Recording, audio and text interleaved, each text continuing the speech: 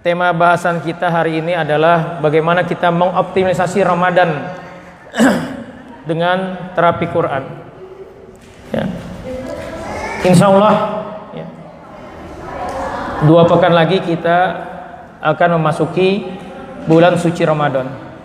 Ya, kita pahami bahwa Ramadan ini adalah karunia dari Allah kepada umat akhir zaman. Ada dunia karunia, ada 2 karunia besar yang Allah berikan kepada kita Bapak Ibu sekalian, umat akhir zaman. Yang pertama adalah kita adalah satu-satunya umat yang diberi warisan diberi warisan mukjizat yang paling agung, yaitu apa? Al-Quran. Jadi kita satu-satunya umat yang dapat warisan mukjizat, dan mukjizatnya keren yang paling agung, yaitu Al-Quran. Dan insya Allah semua yang terkait dengan Al-Quran, insya Allah Allah akan muliakan, insya Allah berkah. Rasulullah Nabi yang dikasih mukjizat Al-Quran menjadi Nabi paling mulia. Dan bulan Ramadan, bulan diturunkan Al-Quran menjadi bulan paling mulia. Insya Allah kalau kita senantiasa apapun masalah kita solusinya dengan Al-Quran, insya Allah ya kita menjadi makhluk yang mulia. Dan insya Allah kita juga nanti akan praktek terapi dengan Al-Quran. Ya, semoga hajat kita Allah penuhi hari ini, Allah bersihkan kita dan Allah maksimalkan Ramadan kita kali ini. Itu yang pertama. Jadi kita diberi warisan mukjizat yang paling agung. Yang kedua, keutamaan umat akhir zaman ini adalah diberi bulan Ramadan. Bapak Ibu sekalian, Ramadan itu harus dipahami, dia adalah fasilitas dari Allah dalam rangka meningkatkan kebahagiaan kita.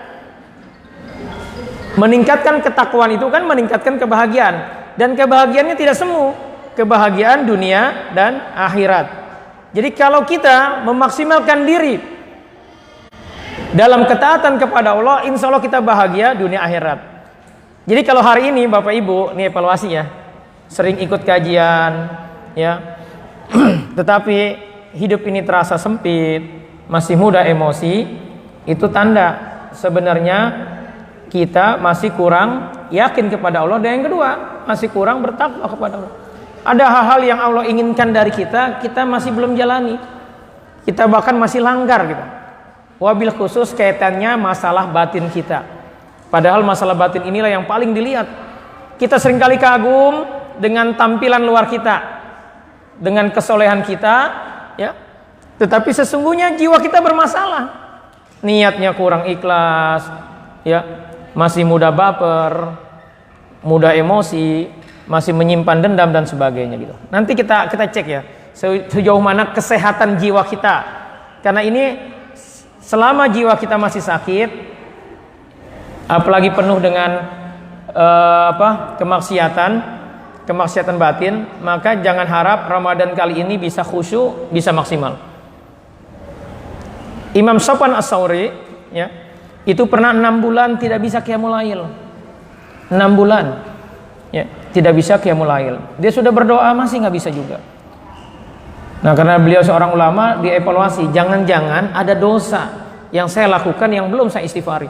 Dievaluasi masih nggak bisa juga. Hingga akhirnya dia berdoa kepada Allah, tolong ditunjukkan.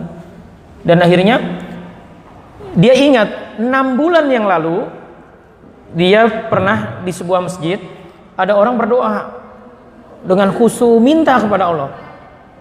Kira-kira kalau bahasa kitanya, Imam Sofyan As-Tsauri ini bilang begini, lebay gitu. Gara-gara itu Imam Sofyan As-Tsauri 6 bulan gak bisa qiyamul lail gitu. Itu kan mengindikasikan apa? Kita merasa lebih baik dari orang yang berdoa itu. Dan terbukti ketika dia malam itu istighfari ya, istighfari dosanya, maka malam itu paginya dia bisa qiyamul lail gitu. Jadi itu masalah batin apa masalah johir, Pak? Masalah batin. Jadi hati-hati kita dengan urusan batin kita ya, karena yang Allah lihat adalah hati-hati kita dan amal-amal kita. Tapi yang Allah dulukan Allah kita lihat hati-hati kita. Tidak ada manfaatnya kebaikan yang kita lakukan ketika niatnya bukan karena Allah, ketika caranya tidak sesuai yang Allah mau dan yang Rasulullah contohkan. Jadi masalah batin ini sangat sensitif sekali. Ya, penting bagi kita mengevaluasi. Saya yakin Bapak Ibu sekalian, orang-orang yang biasa ikut kajian, jadi kalau masalah dosa besar masalah kemaksiatan insya Allah sudah paham ya. Kita bisa menghindari, tetapi seringkali kita kejebak dengan apa? Dengan penyakit-penyakit hati gitu. Ya. Inilah yang akan kita bahas secara detail, menjadi stressing point bahasan kita kali ini, bagaimana kita memaksimalkan Ramadan kali ini dengan terapi Quran. Bapak Ibu sekalian, ini sudah saya tulis beberapa keutamaan Ramadan. Saya tidak bahas detail ya, insya Allah Bapak Ibu sekalian sudah paham ini. Artinya yang ingin saya sampaikan bahwa ketika Allah izinkan kita bertemu kembali dengan bulan Ramadan, maka itu kebaikan yang luar biasa, melebihi kebaikan apapun yang pernah Bapak Ibu miliki. Ya, setelah keimanan kita, ya, keimanan dan keislaman kita. Jadi bertemu dengan bulan Ramadan itu sesuatu yang keren, sesuatu yang patut kita syukuri dan kita maksimalkan ketika kita diizinkan Allah hidup di bulan Ramadan. Bapak Ibu sekalian, saudara-saudara kita yang sekarang ada di kuburan yang sudah meninggal, itu kan berdoa kata Allah, minta hidup lagi supaya bisa melakukan amal soleh. Kira-kira kalau suruh pilih, mau hidupnya 1 hari di bulan biasa apa di bulan Ramadan? Pasti kira-kira milih mana Pak? Milih di bulan Ramadan. Karena di bulan Ramadan semua amal ditingkatkan, doa pasti dikabulin sama Allah. Bahkan ada satu malam di bulan Ramadan itu namanya malam Lailatul Qadar, yang kalau kita ketemu sekali aja dalam seumur hidup kita, insya Allah itu menjadi jaminan kita untuk masuk surga. Jadi pastikan kita memaksimalkan itu. Dan yang paling menghambat ya untuk kita maksimal dalam ketaatan kepada Allah adalah dosa kita. Dan yang sering dilalaikan oleh kita adalah dosa batin kita. Bisa dipahami ya? Nah sekarang kita evaluasi diri kita. Ini mohon maaf ya, saya agak cepat karena kita ingin maksimalkan di praktek. Ya. Bapak Ibu silakan konsentrasi, evaluasi ya. Ada 2 saja ciri yang Bapak Ibu miliki dari 20 ciri yang akan saya bacakan ini sudah tanda Bapak Ibu bermasalah. Gitu. Ya. Yang pertama kita lihat ini, tanda hati atau jiwa kita bermasalah, jenuh dengan aktivitas selama ini. Bapak-bapak merasa kerjanya ya udah mulai jenuh, kehilangan esensi makna dari aktivitasnya mencari nafkah. Nah kalau sudah ada seperti ini tanda-tanda nih jiwa kita sedang bermasalah gitu. Yang kedua, merasakan kekeringan jiwa, tidak termotivasi. Yang ketiga, merasa sudah banyak amal dan zikir tapi hati masih mudah galau, mudah gelisah, mudi ya.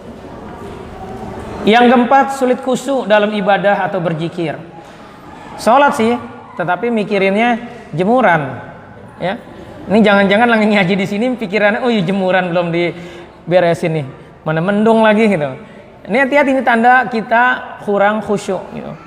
Ya. Yang kelima, sering ikut kajian tapi masih emosional dan baper. Baper tahu ya? Bawa perasaan. Yang keenam, mudah marah, tersinggung dan mudah kesal ya, dan sakit hati. Jadi sangat mudah sekali. Pagi semangat, pulang kajian semangat, sore udah marah-marah ya, hari ini marah-marah, besok udah bisa senyum-senyum lagi gitu ya. Tapi ntar marah-marah lagi gitu. Jadi sangat mudah sekali ya. Terus hambar. Yang ketujuh, hambar atau sulit menangis ketika istighfar atau berdoa di saat sendiri. Nah ini bahaya ini. Kalau kita sulit menangis saat kita bertobat menyesali dosa kita, itu tanda hati kita keras. Hati keras itu hanya bisa dilembutkan dengan api neraka. Makanya Rasulullah mengajarkan ketika kita tobat, istighfar, udah paksa aja nangis. Kalau bahasa Tangerangnya, pura-pura aja kita nangis, nanti kita akan terbawa suasana akhirnya nangis. Karena menangisi dosa itu sangat penting. Itu melembutkan hati kita. Karena salah satu bentuk kesombongan adalah kita nggak takut dengan dosa kita kepada Allah. Yang kedelapan, mudah suudzon dan berprasangka negatif dengan orang lain. Ya ini hati-hati nih. Yang kesembilan, mudah kecewa jika tidak sesuai harapan. Jadi suasana hatinya tergantung takdirnya. Kalau takdirnya bagus, semangat. Ya, kalau takdirnya nggak bagus, nggak semangat dia. Bikin status, kalau banyak yang like, semangat. Kalau nggak ada yang like, jadi nggak semangat. Gitu. Ya. Bikin kebaikan, kalau banyak yang respon positif, semangat kita. Tetapi sebaliknya ketika kita tidak ada yang respon, ya, jadi nggak semangat kita. Bahkan berniat tidak mau melakukan lagi. Ya, ini bahaya. Ini berarti sebenarnya karena nafsu kita bergerak, beramal, bukan karena Allah. Gitu. Ya. Terus mudah kesal, kecewa jika ada yang beda pendapat. Ini dievaluasi ya masing-masing ya. Jadi jangan terlalu terpukau ya dengan amal-amal kita selama ini. Kalau hal ini masih kita rasakan, berarti jiwa kita lagi masalah. Ya. Setan akan bermain terus, ya, karena penggerak utama dari diri kita itu sebenarnya adalah jiwa kita. Jadi hati-hatilah dengan jiwa kita, dengan hati kita. Ya, karena tampak luar kita itu, ya, tidak akan dinilai oleh Allah ketika kita salah niat, salah, ya, dalam menetapkan hati kita. Yang ke-11, menyimpan dendam atau kesedihan. Ini levelnya sudah tinggi nih kalau sampai sini nih. Kita masih belum dikatakan beriman dengan maksimal kalau kita masih menyimpan dendam atau kesedihan.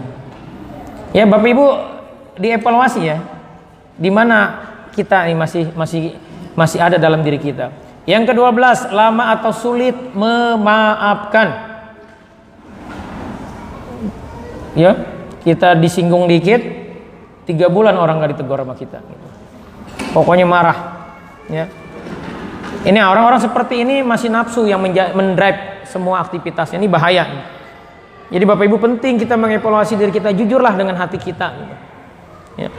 Karena Bapak Ibu, ya, sekarang takjub dengan kebaikannya. Oh, saya dong setiap hari 1 juz tilawah, tiap malam qiyamul lail. Tetapi ciri-ciri ini masih dimiliki, percaya nanti juga akan ngedrop.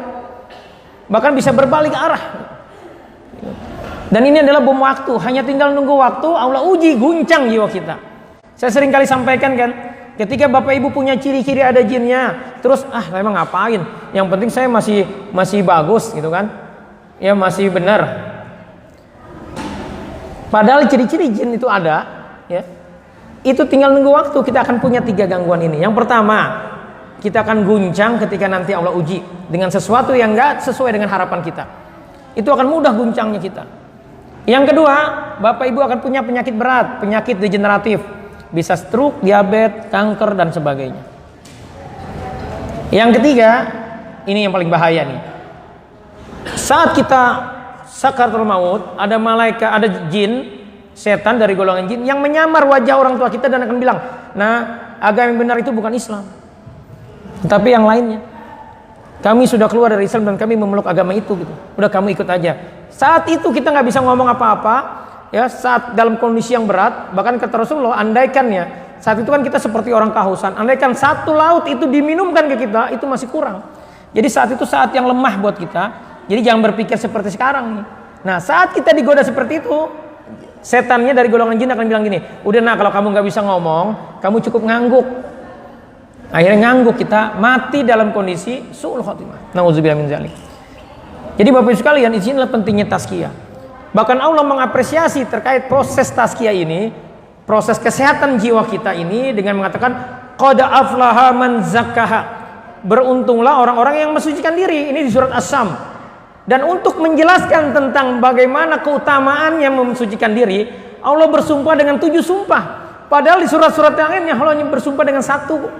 Wal asr, wad duha. Tetapi untuk surat As-Sam ini Allah bersumpah sampai 7. Demi bumi dan langit dan sebagainya. Jadi Allah ingin menyampaikan kepada kita bahwa urusan tazkiyah itu urusan penting. Jadi jangan pernah kita merasa aman dengan keimanan kita saat ini gitu. Jadi kalau kita udah mulai takjub dengan diri kita, hati-hati, itu bagian dari perangkap setan. Gitu. Jadi evaluasi Bapak Ibu ya, masih mudah baper gak kita? Masih mudi gak kita? Kalau itu masih dirasakan oleh kita, itu tanda jiwa kita masih bermasalah. Nah, selanjutnya, yang ke-13, malas dan berat dalam ibadah atau aktivitas kebaikan lainnya. Ya. Jadi seperti ada tembok. Bapak Ibu, kalau kita punya polutan, maksudnya ada jin di tubuh kita yang bersemayam, pasti ada amalan-amalan yang kita sepertinya ada tembok itu, berat aja mau melakukannya. Udah niat juga pasti bakal batal itu. Nah, kalau sudah seperti itu tidak wajar, patut dicurigai, patut diduga ada yang bermain di dalam diri kita. Jadi jangan dianggap sepele, karena pihak yang paling berkepentingan agar Bapak Ibu su'ul khotimah adalah setan. Dan setan itu Bapak Ibu sekalian, Allah apresiasi dengan mengatakan mereka adalah kelompoknya hizb setan, hizbus setan. Hizb ini dalam bahasa Arab artinya adalah organisasi terpimpin. Organisasi yang terstruktur rapi, ada CEO-nya, ada direktur utamanya, ada dedengkotnya, yaitu iblis, dan dia punya manajer, punya supervisor, dan punya staf-staf pelaksana. Ya, Rasulullah sudah jelaskan macam-macam jenis setan, dan mereka semua terkoordinir rapi. Bahkan Rasulullah pernah menceritakan sebuah hadis, ya, meriwayatkan bahwa setan itu dievaluasi secara berkala. Kamu ngapain aja kerjanya? Jadi dievaluasi. Jadi nggak usah baperan Pak ya ketika dievaluasi, ya, sudah melakukan ini belum, sudah melakukan. Setan juga digituin. Dan amalan yang paling prioritas, yang nilainya tinggi di mata iblis adalah ketika pasukannya setan dari golongan jin ini bisa memisahkan suami istri. Karena itu keributan suami istri itu bukan hal yang biasa aja kali kalau suami istri berantem.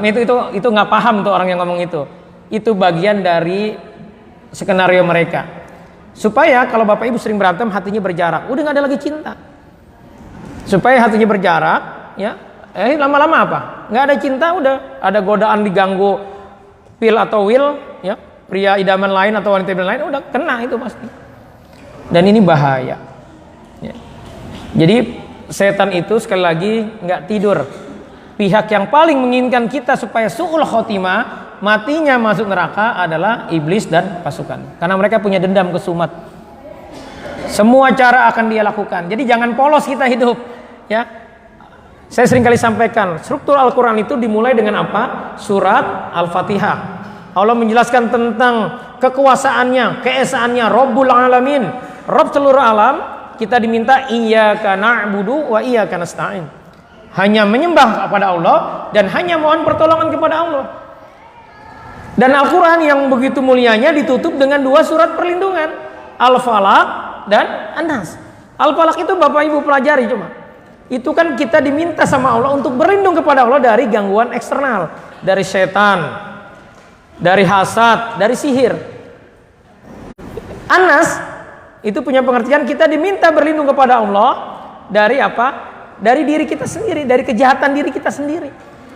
Dan dari setan yang senantiasa membisik-bisikkan di dalam dada kita.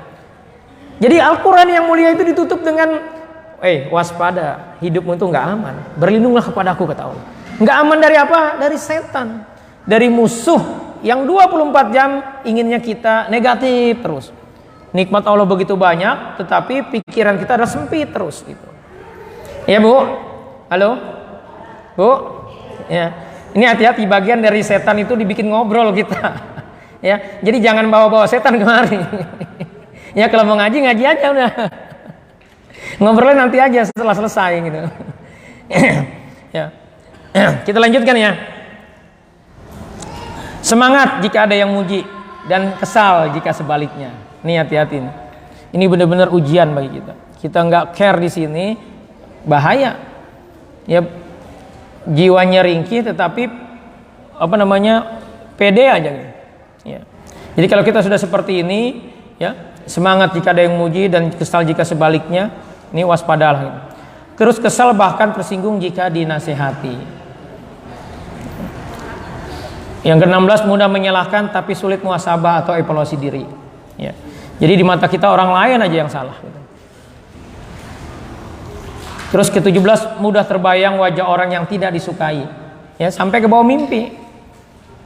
Ini kebanyakan emak-emak ini yang kayak gini, Bu. Kalau di sini insya Allah ya beda ya. Yang ke-18, senang dipuji atau oper jaim. Ya, jaim itu jaga image. Ya.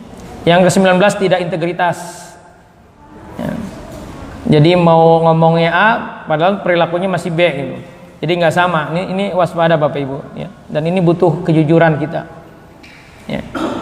Yang ke-20 sering sakit kepala atau mudah sakit. Ya, kalau kita sering sakit padahal makannya terjamin, ini hati-hati, jangan-jangan jiwa kita sedang masalah. Karena ada penelitian dari profesor Jepang, penyebab terbesar orang sakit itu bukan kurang makan.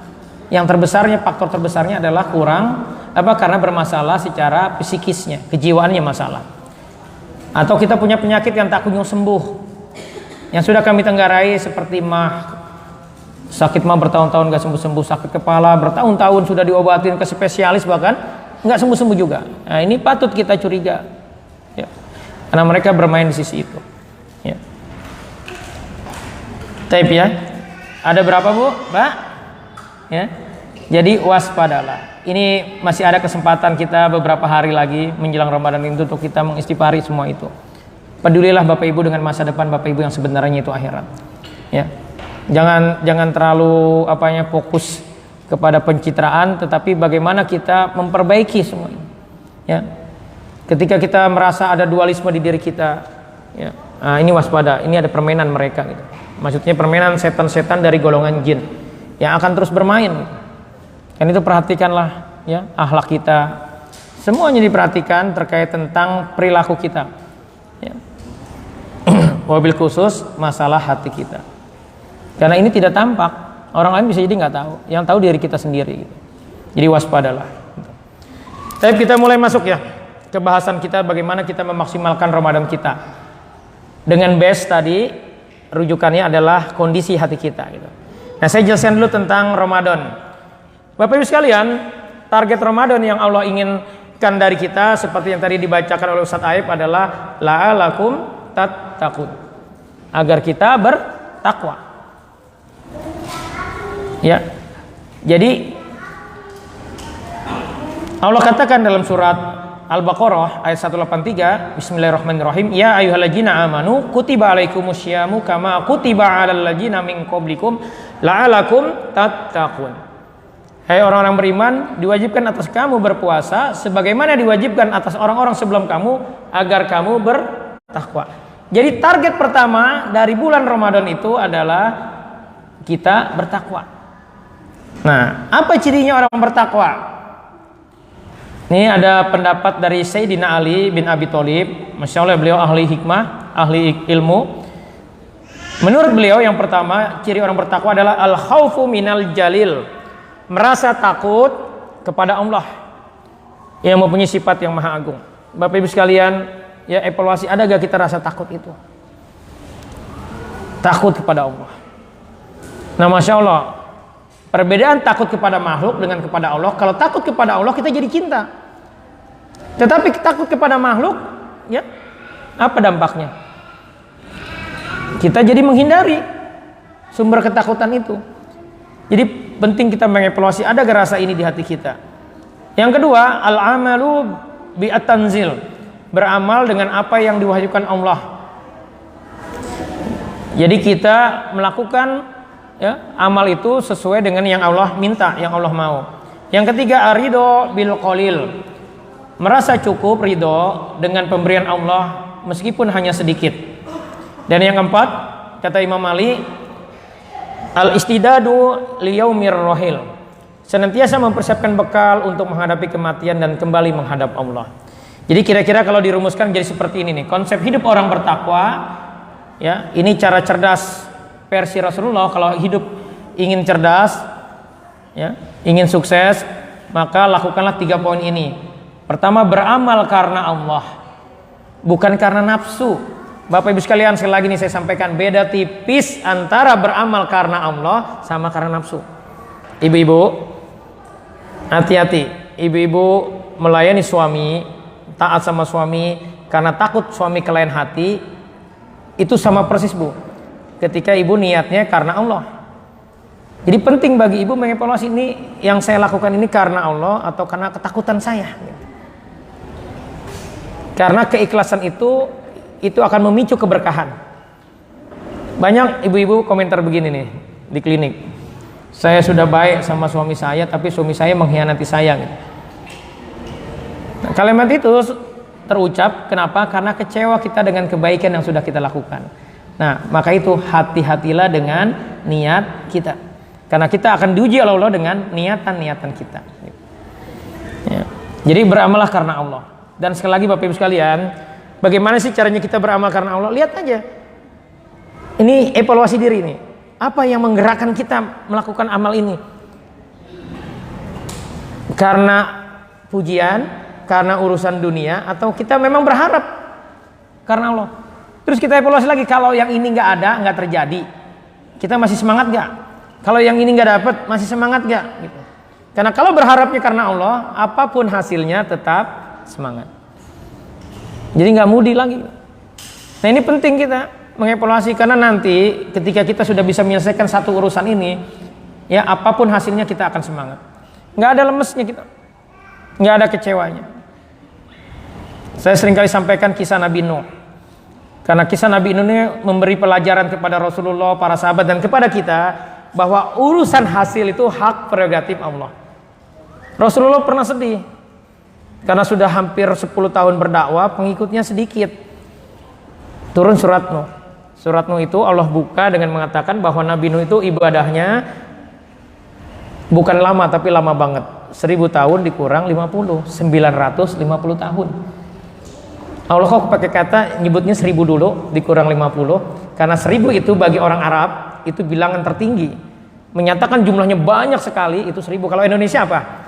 1 juta. Dai 1 juta umat, HP 1 juta umat, mobil 1 juta umat, itu menyatakan banyak. Tapi kalau orang Arab, ya, alfi itu 1000 itu menyatakan jumlah banyak. Ya. Jadi kalau bulan Ramadan ada malam Lailatul Qadar, khairum min alfi syahr, lebih baik dari 1000 bulan. Itu maksudnya bukan 1000 bulan benar-benar 1000, bukan, tetapi lebih dari itu, gitu. Ya. Jadi Bapak Ibu sekalian, ya, bahwa penting bagi kita mengevaluasi niat-niatan kita. Bahwa ketika kita melakukan sesuatu dengan semangat, langsung evaluasi ini apa penggerak kita nih? Sekedar nafsu atau memang benar-benar karena Allah? Karena kalau Bapak Ibu polutannya masih kuat, ya, mereka itu menguasai jiwa kita. Jadi apapun kebijakan kita, mereka sangat berperan di situ. Ini pentingnya kita melakukan tazkiyah, gitu. Dan indikasinya yang 20 tadi itu. Ya. Jadi pastikan kita beramal karena Allah. Selanjutnya orientasinya akhirat. Jadi apapun yang kita lakukan itu sebenarnya lagi menyiapkan bekal untuk akhirat kita.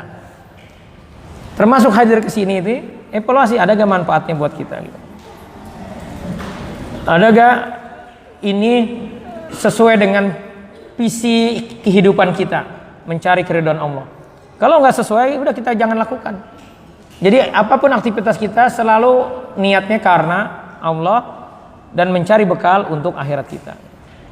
Ya. Ada kisah bagus kan pernah saya sampaikan bulan lalu. Khalid bin Walid itu perang nggak pernah kalah. Dia jadi panglimanya, perang nggak pernah kalah. Tiba-tiba lagi perang diganti, dimutasi jadi prajurit biasa. Itu kalau bukan karena Allah, Khalid pasti baper itu. Bisa jadi dia akan bikin pasukan baru menyempal, ya. Tetapi karena Khalid niatnya karena Allah, jadi tetap semangat sehingga para sahabat pada, Khalid, kalau bahasa kitanya nih, keren banget kamu. Udah bukan gender lagi tapi masih semangat. Khalid bilang apa? Aku perang bukan karena Umar, tetapi aku perang karena Tuhannya Umar, karena Allah. Jadi mau posisi apapun nggak penting. Jadi Bapak Ibu sekalian, ya ketika kita khusus ya, contohnya acara ini, apapun peran kita tadi, ya panitia, ya apapun peran kita, kalau kita niatin karena Allah, ya semua kebaikan yang hadir di sini nih, yang ada di sini itu pasti kebahagiaan kita akan dapatkan. Yang penting niatnya karena Allah. Tadi Ustadz Nana bilang, ayo kita share. Bapak Ibu share, ada yang nonton nih di luar sana, dan dia tercerahkan, dia jadi maksimalin Ramadannya. Itu Masya Allah jadi amal jariah buat kita. Padahal sepele kan, cuman share aja, cuman bagikan aja gitu. Tetapi saya tahu ini, kalau kita bukan orientasi akhirat, wah ini berat. Ngapain amat nge-share gitu kan. Kenapa? Karena kita memang bakhil. Kecenderungan kita itu bakhil, dan bakhil ini bagian dari penyakit hati gitu. Padahal sebenarnya peluang amal itu banyak sekali gitu. Ya. Yang ketiga, konsep hidup orang bertakwa adalah ridho dengan takdir Allah. Ya. disinilah terkadang kita ya masih guncang, karena kita selalu membandingkan nikmat orang lain di komplek kita, di perumahan kita, ya orang-orang mobilnya bagus, kita nggak bagus. Ini kalau kita nggak yakin dengan takdir Allah, belum ridho, ini jadi masalah. Ya, dianggapnya hidup kita sial aja. Jadi Bapak Ibu sekalian, kalau kita ingin bahagia dunia akhirat, maka pastikan kita ini. Ya, tadi pelajarannya dari kisah Nabi Nuh adalah bahwa hasil itu adalah hak prerogatif Allah. Tugas kita adalah luruskan niat karena Allah dan perbaiki caranya, dimaksimalkan ikhtiar-ikhtiar kita. Hasil kita serahkan kepada Allah. Jadi Bapak Ibu yang hadir di sini, niatnya bagaimana Ramadan kali ini lebih baik. Bisa jadi nanti banyak ujiannya saat Ramadan, tapi niat itu sudah Allah catat. Bahwa bentuk kesungguhan kita untuk memaksimalkan bulan Ramadan itu Allah catat. Bisa jadi amal kita nggak banyak, tapi gara-gara kita yakin akan janji-janji Allah, ya, itu sudah cukup untuk membuat Allah ridho dengan kehidupan kita. Dan perbanyaklah berdoa Bapak Ibu, ya, untuk urusan ini, karena setan sangat bermain di sini. Setan akan terus ya mengkulik-kulik hati kita agar kita tidak bisa menjalankan ini. Karena itu penting bagi kita untuk senantiasa tazkiyah, mengeluarkan semua yang masih hidup, yang masih numpang hidup dari setan golongan jin di tubuh kita. Karena mereka targetnya adalah bagaimana kita su'ul khotimah. Ya, ini target pertama Ramadan, agar kita bertakwa. Target kedua dari Ramadan adalah diampunin dosanya. Rasulullah mengatakan, ini dari Abu Hurairah radhiyallahu anhu, berkata bahwa Rasulullah SAW bersabda, "Man shoma Ramadana imanan wa ihtisaban, ghufira lahu ma taqaddama min dzambih." Barang siapa yang berpuasa di bulan Ramadan karena iman dan berharap pahala dari Allah, maka dosanya di masa lalu pasti diampuni. Jadi Masya Allah, enak kan Bu? Nah, dosa kita diampuni. Yang bikin hidup sempit itu adalah dosa kita. Yang bikin kita mudah baper, bermasalah, anak kita bermasalah, istri kita bermasalah, Pak, adalah dosa-dosa kita. Dan kalau dosa itu diampunin, Masya Allah, insya Allah semua permasalahan kita, hati yang sempit ini akan jadi lapang. Kalau dosa kita diampunin sama Allah. Ya. Ya, ini hadis Bukhari dan Muslim. Jadi insya Allah hadis sahih gitu. Nah, hal yang penting kita waspadi dalam Ramadan adalah ini, peringatan dari Rasulullah. Ya, kata Rasulullah, "Robba sha'imin haduhu min siyamihi alju wal atas." Betapa banyak orang yang berpuasa, namun dia tidak mendapatkan apa-apa dari puasanya kecuali rasa lapar dan dahaga. Ini kenapa? Karena dia tidak berstrategi, masih seneng gosip, masih nonton sinetron. Jadi waktu Ramadan yang berharga itu habis hanya untuk hal-hal yang sifatnya lagwi, sifatnya sia-sia, tidak ada manfaatnya buat akhirat kita. Jadi penting Bapak Ibu, kita menyusun strategi di bulan Ramadan ini. Tahun lalu sudah pernah saya sampaikan ya. Jadi bikin agenda, mau jam berapa kita tilawah, ada target. Minimal target itu di bulan Ramadan itu 3 kali khatam. Ya, insya Allah bisa, karena sudah berapa tahun kita menjalankan ini di Majelis Terapi Quran ya. Bapak Ibu yang belum masuk grup, nanti ngomong panitia masuk grup untuk kita ikut. Dan jangan begini Pak, pakai logika ngapain tilawah banyak-banyak gitu. Yang penting kan kita mantep gitu kan. Yang penting hatinya. Enggak, Ramadan ini harus banyak tilawahnya. Kalau Bapak Ibu mau tadaburi sekarang nih, tadaburi. Ya, jadi kalau Bapak Ibu nanti masih pakai logika Ramadan, nggak apa-apa saya mah 1 kali khatam aja, yang penting saya ikhlas gitu. Nah, itu sebenarnya males yang dilegitimasi. Ya, saya kasih tahu itu males. Nggak ada contohnya dari para sahabat di bulan Ramadan itu santai-santai, nggak ada contohnya. Dalilnya adalah bahwa para ulama di bulan Ramadan itu memaksimalkan ketaatannya, khususnya tilawatul Quran. Jadi kalau kena subat pemikiran seperti itu, waspadalah. Nanti pasti akan kena subat-subat yang lainnya. Jadi pastikan kita dekat dengan Al-Quran di bulan Ramadan ini. Gitu. Ya, bisa dipahami Bapak Ibu? Ya, jadi nggak usah lagi nanti beralasan, saya emang nggak apa-apa 1 kali khatam aja. Yang penting tiap hari tilawah gitu. Enggak, jangan malas Pak. Itu cuma pernyataan malas yang dilegitimasi. Itu tanda jiwa kita masih masalah. Jadi dilawan. Dibuat strateginya, jangan sampai kalah strategi kita dengan setan. Ya, makanya mulai sekarang dievaluasi godaan-godaan apa yang seringkali menyerang kita. Gitu. Tapi sebelum kita bahas godaan-godaan kita ya, karena nanti dua hal yang akan saya jelaskan bagaimana kita memaksimalkan Ramadan ini. Pertama, persiapan akidah dan iman, dan yang kedua, bagaimana kita bisa taubat. Ya. Nanti stressingnya di muhasabah, evaluasi diri kita dan tazkiyatun nafs. Saya akan bahas dulu kenapa kita tidak semangat dalam menjalani kehidupan ini. Kenapa Ramadan kita anggap biasa saja.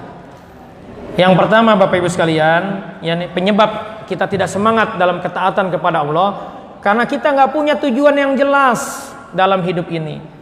Kita berpikir hidup ini adalah bagaimana jadi kaya, tua itu kontrakannya banyak, punya tabungan banyak, itu yang ada di benak kita. Ini ngaco, ini salah Bapak Ibu.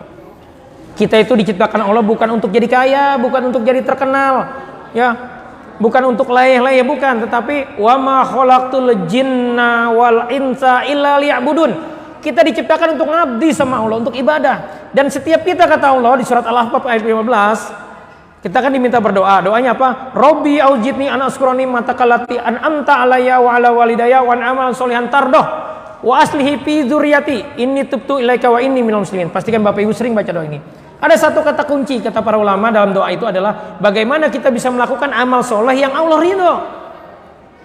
Jadi setiap kita itu ya memahami dari ayat ini, setiap kita itu punya passion masing-masing, tugas dari Allah. Bapak-bapak ya tugasnya nyari nafkah. Tetapi bapak dalam mencari nafkah itu ada passionnya, ada caranya. Ada yang jadi guru, ada yang jadi bisnismen, ada yang jadi mungkin apapun lah itu dengan keahlian bapak ibu masing-masing. Dan lihat mana yang paling kita merasa nyaman, yang kalau kerja itu bisa sampai larut malam, bakal dibayar aja, nggak dibayar aja kita masih mau. Itulah passion kita. Ya, saya punya murid itu dia seorang radiolog. Sekarang berubah karirnya jadi seorang dosen. Kenapa? Karena dia cerita dia sudah mulai jenuh dengan itu. Dan ketika jadi dosen itu kan kata dia harus nyiapin materi segala macam, dan itu dia nggak capek. Ya. Jadi paham Pak ya? Cara kita menemukan passion kita, tugas kita dari Allah. Lihat di mana kita senang gitu. Senang melakukannya. Ya, pernah kejadian sahabat ngelihat ada seorang pemuda, Pak. Seorang pemuda badannya kekar. Ngomong begini nih sahabat nih. Ente kalau kira bahasa kita nih, ente sayang amat badan keker bukannya ikut berjihad malah jadi penggembala kambing gitu. Rasulullah mendengar itu langsung bilang, tarik lagi kalimatmu. Bisa jadi dia menggembala kambing itu sedang mencari nafkah buat keluarganya. Itulah jihad dia. Bisa jadi dia disuruh ibunya menggembala kambing, dan ketika dia memang karena ingin berbakti kepada ibunya, maka itulah jihad dia. Jadi Bapak Ibu jangan pernah sepelekan amal-amal kita yang sedikit, yang kecil. Karena kalau kita memang bisanya itu, terus kita melakukan niatnya karena Allah, itu menjadi jihad kita, menjadi bekal kita untuk nanti menghadap Allah bahwa kita sudah berkontribusi. Yang penting kita mau peduli. Jadi hidup itu jangan urusannya rumah kantor. Ada kepedulian kita kepada orang lain, dan berkontribusilah sesuai dengan passionnya kita. Jadi selesaikan dulu ini, bahwa hidup itu untuk masuk surga, ya, untuk menggapai keridhaan Allah. Jadi Bapak Ibu, ya, kita tidak selesaikan ini bahwa kita berharap bisa bertemu dengan Allah, bahwa kita berharap terhindar dari api neraka, bahwa kita berharap bisa masuk surga, bertemu dengan Allah, terus kita bisa berkumpul dengan semua keluarga kita, juriah kita, itu menjadi cita-cita kita, maka insya Allah kita akan semangat. Orang-orang yang tidak menyelesaikan ini, untuk apa dia hidup, itu akan bilang begini, Ramadan, tahun lalu udah Ramadan gitu. Emang apa bedanya? Bawaannya malas saja untuk apa? Akhirnya kita dampaknya apa ketika kita tidak jelas di urusan ini? Menyia-nyiakan kesempatan hidup. Ya, kebanyakan main sosmed, kebanyakan nonton sinetron, kebanyakan gosipin orang. Merasa udah aman aja. Padahal setiap kita berbatas waktu. Kita nggak tahu kapan kita mati. Dan kematian itu adalah selesainya tugas kita di dunia. dan Allah akan audit semua perilaku kita. Itu bahayanya. Kalau kita tidak punya tujuan yang jelas, kita akan menyia-nyiakan kesempatan hidup kita. Ya. Yang kedua, kita tidak semangat karena kita kehilangan makna dari aktivitas kita. Ini kebanyakan emak-emak merasa nyuapin anak, mandiin anak, bikin kopi suami karena sudah rutinitas tidak berharga gitu.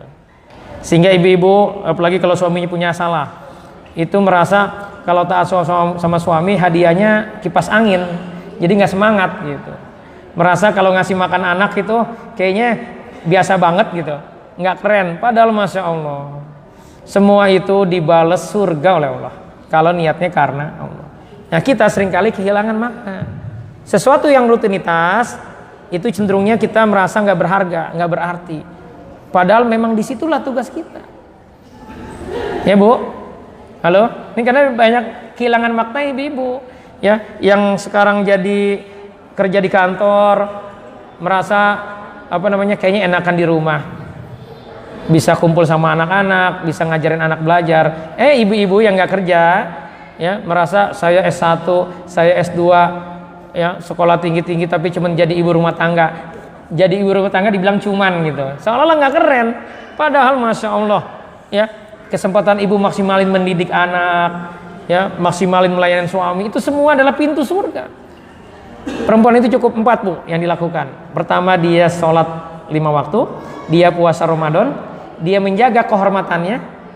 Yang keempat, saat mati suaminya ridho, maka kata Allah, silakan, ada 8 pintu surga, pilih mau masuk lewat mana. Keren gak tuh Bu? Apalagi yang dicari dalam hidup ini? Toh kita semua pasti mati, ya. Mau apa lagi gitu? Mau decak kagum tetangga, ya? Mau dibangga-banggain sama teman kita, itu nggak ada artinya, ya. Itu semuanya. Saya sudah bahas waktu saya membahas kajian tentang stres. Michael Jackson itu semua yang kita inginkan dia punya. Kita pengen, ya, setiap bulan jalan-jalan ke kebun binatang kah, ke dunia fantasi. Atau Michael Jackson di rumahnya punya dupan, punya kebun binatang. Kita pengen terkenal, kita pengen semua orang kenal kita. Michael Jackson terkenal, tetapi apa yang dilakukan? Kalau kemana-mana dia tutupin kepala anaknya supaya anaknya nggak dikenal. Dia harus nyumpet-nyumpet kalau mau kemana-mana. Kita kan mau kemana aja bebas gitu. Dan kita lihat dia matinya apa? Matinya overdosis obat penenang. Artinya apa? Dia nggak tenang hidupnya. Mau kayak gitu, ya? Jadi syukurilah nikmat dari Allah. Kita ini apalagi nih, saya lihat kan di atas 40 semua nih usianya kan. Itu sudah ditentukan tuh arah kita, tugas kita apa tuh sudah. Kasih Bapak Ibu pasti punya kan kesenangan, pengennya senang ini, ya, pengennya kalau aktivitas ini semangat. Itu semuanya jadikan sebagai ladang amal kita. Jadi jangan kehilangan makna dari aktivitas kita. Jangan merasa jadi ibu rumah tangga itu nggak keren. Itulah ladang amal Bapak Ibu, ya Pak. Jadi jangan merasa nyari nafkah kerja itu nggak keren. Disitulah kita, ya, berkontribusi buat keluarga kita, buat orang lain. Ya, insya Allah poin kedua ini bisa dipahami ya. Yang ketiga, drop energi. Bapak Ibu, walaupun Bapak Ibu orangnya baik hati, tidak sombong, rajin menabung, kalau tiap malam begadang pasti males melakukan amal yaumi. Mau pakai gaya apapun nggak bakal bisa. Makanya jangan setiap malam kita begadang. Ada satu malam kita tidur cepat. Sunnah dari Rasulullah itu tidur cepat, bangun cepat. Di bulan Ramadan, ini kan kalau pulang tarawih kan semangat tuh. Karena apa? Karena habis olahraga kan, habis aktivitas. Akhirnya apa tuh yang dilakukan? Bukannya tilawah, nonton TV, nonton YouTube sampai malam jam 11 lebih. Padahal besoknya harus qiyamul lail, harus sahur. Akhirnya apa? Capek. Pagi-paginya ngantuk kan begitu. Padahal coba selama Ramadan komitmen kita, ya, tidak lagi bersosmed. Bersosmed pun seperlunya. Kita pastikan tidur cepat. Ya, habis selesai taraweh pulang ke rumah, tilawah 1 juz. Langsung tidur. Jadi semuanya udah disiapkan tuh. Tidur sehingga pagi-paginya bangun fresh. Nah, kita akan malas ibadah kalau kita drop energi, kelelahan, dan atau kita monoton dalam kehidupan kita. Jadi Pak, penting juga kita ada rihlah, ya, ada dinamis dalam kehidupan ini, tidak monoton, ya. Jadi dibikin hidup ini menjadi lebih baik dengan cara kita bervariasi. Selama tidak melanggar perintah Allah, tidak maksiat, insya Allah itu diperbolehkan gitu. Ya. Jadi hidup ini ya jangan monoton. Ya. Sekali-kali jalan berdua apa sama istri. Evaluasi nih, Ramadan ini kita mau ngapain aja gitu. Sekali-kali jalan sama anak. Ya. Jadi yang bikin kita lemah, drop energi itu karena kita kelelahan dan kita monoton. Yang keempat nih, penyebab tidak semangat dalam ibadah adalah karena was-was atau punya subhat dan zaigun. Saya pernah jelaskan kan tentang subhat dan zaigun ini, kisah Abu Muslim Al-Khulaini, bagaimana istrinya ya karena tahu suaminya ini keren, doanya dikabulin, setiap hari dia tidak tidur sebelum suaminya pulang. Abu Muslim Al-Khulaini ini adalah penasihat presiden, penasihat Khalifah Muawiyah. Harusnya hidupnya kaya karena penasihat presiden. Kan zaman sekarang penasihat presiden kaya-kaya kan, gajinya 100 juta lebih. Nah, Abu Muslim ini hidupnya sederhana. Satu saat teman SMA istrinya, teman sekolah istrinya datang. Cuman ngomong begini nih, Bu. Kok kamu istri seorang penasihat presiden hidupnya kayak gini? Ya. Itu menyebabkan apa? Guncang virusnya itu. Kalimat itu sederhana kan? Guncang istrinya Abu Muslim ini. Iya ya, dalam hatinya nih, iya ya, masa istri presiden kayak begini hidupnya. Malam itu dia nggak nunggu suaminya pulang, biasa tiap malam nyiapin minuman, nyiapin makan buat suaminya. Jadi tidak tidur sebelum suaminya pulang, malam itu dia tidak lakukan. Jadi kebaikan yang dia berikan tiap hari itu jadi tidak dilakukan gara-gara apa? Virus ucapan dari temannya itu. Bisa dipahami, Bu ya? Dan itu ketika pulang Abu Muslim kaget karena di meja nggak ada apa-apa. Biasanya ada minuman, ada makanan, terus istrinya sudah tidur. Nah, Abu Muslim tahu tadi siang ada teman istrinya datang, maka dia bilang begini, ini ada yang merusak istriku.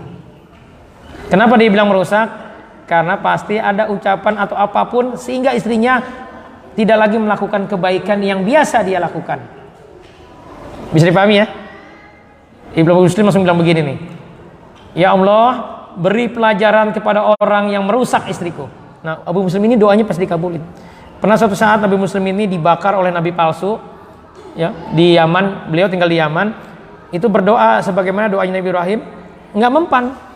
Jadi nggak kebakar. Setelah itu makanya nggak ada yang berani lagi sama Abu Muslim, karena doanya pasti dikabulin. Dan kenapa Abu Muslim ini Pak doanya dikabulin? Karena dia bersabar dengan perilaku istrinya. Jadi bersabar dengan perilaku istri itu insya Allah akan kebaikan buat kita, Pak. Ya, saya sudah pernah jelaskan kan bulan lalu. Nah, balik lagi nih, Bu. Yang saya mau sampaikan artinya adalah hati-hati dengan subhat dan zaigun. Hati-hati dengan ucapan, dengan sosmed yang kita tonton, yang kita lihat. Tadinya kita semangat ibadah, itu bisa jadi berbalik kita gara-gara hanya sebuah kalimat yang bisa jadi sepele, tetapi setan masuk di sisi itu. Akhirnya kita malas. Termasuk Pak, kalau Bapak nanti di Ramadan malas tilawah dengan alasan yang penting ikhlas gitu. Itu subhat, Pak. Ya. Ya. Jadi Bapak Ibu sekalian, waspadalah.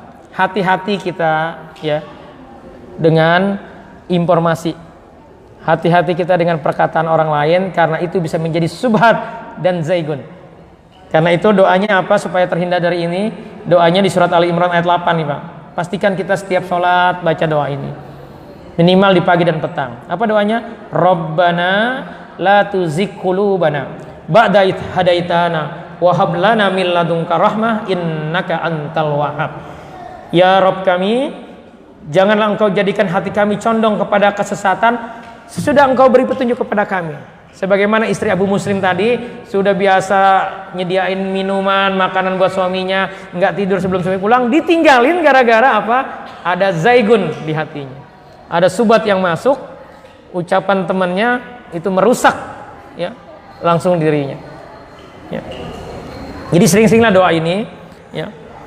Kita minta kepada Allah agar kita ya jangan dicondongkan kepada kesesatan sesudah Engkau beri petunjuk kepada kami, dan karuniakanlah kepada kami rahmat dari sisi Engkau, karena sejak Engkau lah Maha Pemberi karunia. Jadi diminta, Bu. Terakhir, bagaimana kita persiapan Ramadannya? Pertama, persiapan akidah dan keimanan. Ini yang ceramah yang saya sampaikan ini dalam rangka itu. Bagaimana kita menyiapkan keimanan kita, keyakinan kita, menyadari bahwa Ramadan itu spesial, bukan bulan biasa. Yang kedua adalah perbanyak taubat. Nah, ini yang akan saya detilkan ya. Bagaimana agar Ramadan ini lebih baik?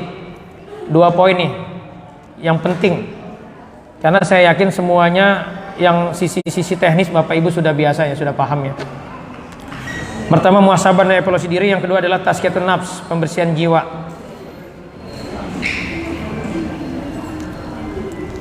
Apa yang kita pahami dari muhasabah atau evaluasi diri ini? Pertama, Bapak Ibu kenali kelemahan diri dalam beramal.